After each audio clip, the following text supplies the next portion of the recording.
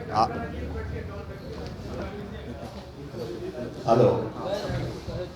आज के इस प्रेस वार्ता में उपस्थित मीडिया के सभी साथीगण, हमारे पार्टी के पदाधिकारी राजेश वर्मा जी, सिद्धार्थ शंभू जी, पार्टी के सभी मीडिया प्रभारीगण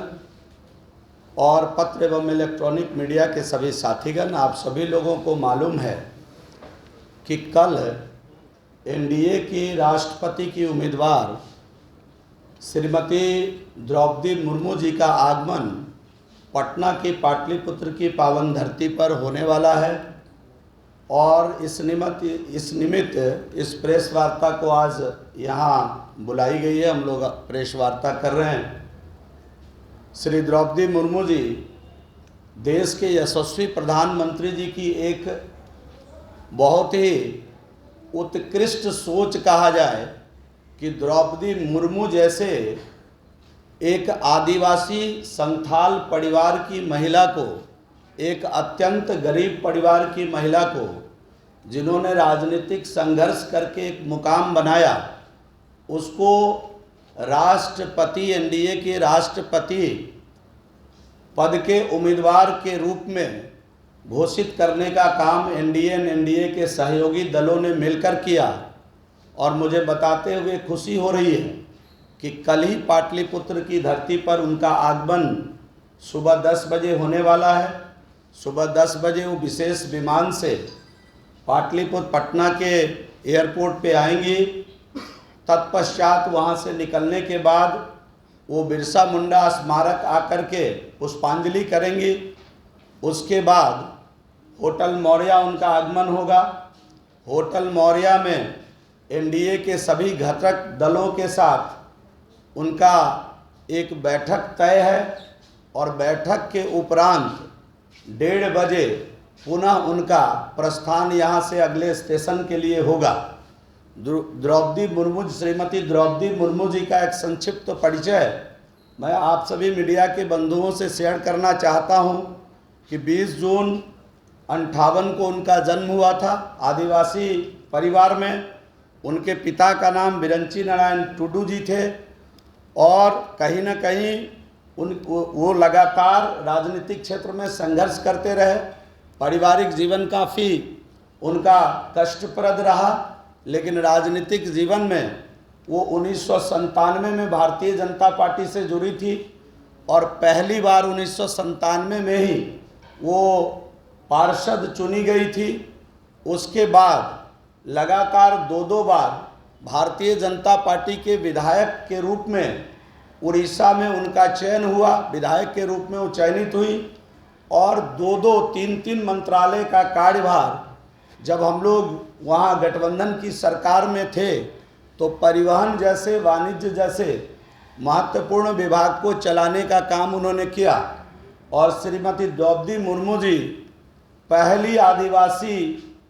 महिला राज्यपाल के रूप में, वैसे तो महिला राज्यपाल पहले बनी है, लेकिन पहली आदिवासी महिला राज्यपाल के रूप में 16 से लेकर के 21 तक झारखंड प्रदेश में राज्यपाल भी रही और देश के यशस्वी प्रधानमंत्री जी की सोच रही कि समाज के अंतिम व्यक्ति, समाज के अंतिम पावदान पर खड़ा व्यक्ति, इस देश के अंतिम पावदान पर रहने वाला आदिवासी समाज के अंदर से एक महिला का चयन करके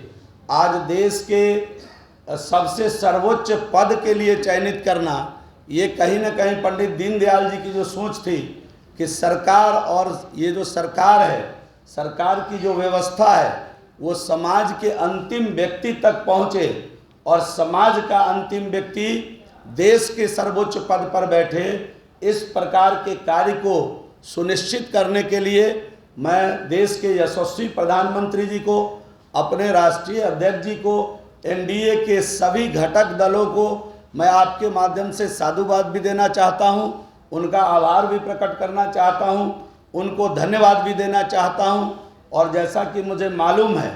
कि विरोधी दल के भी बहुत सारी महिलाएं और प्रसन्न हैं वो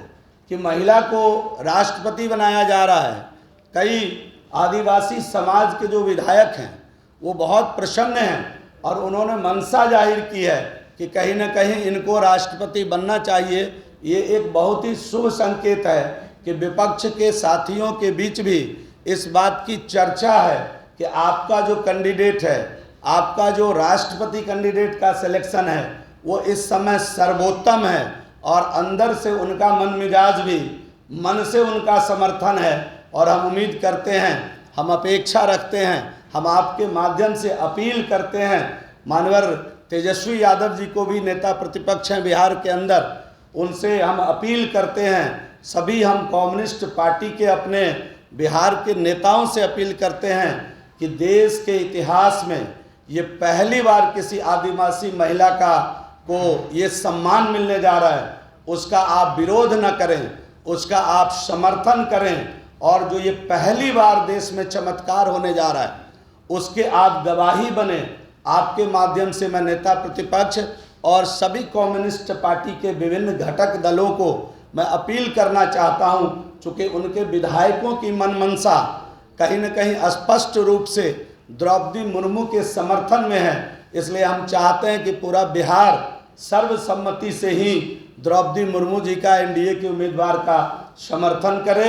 आप सभी को बहुत बहुत धन्यवाद। आप सभी यहाँ आए इस प्रेस वार्ता में। मुझे बस इतनी सी जानकारी देनी थी कि कल उनका आगमन है और उनके कार्यक्रम को आप सभी छायाकार एवं पत्रकार बंधु के साथ शेयर करना था। उनके बारे में एक ब्रीफ बतानी थी। राजनीति में जो घटनाक्रम अभी घट रहा है उनके प्रति जो लोगों का लगाव है वो भी आपसे शेयर करना था। आप सभी को धन्यवाद, बहुत बहुत धन्यवाद। आप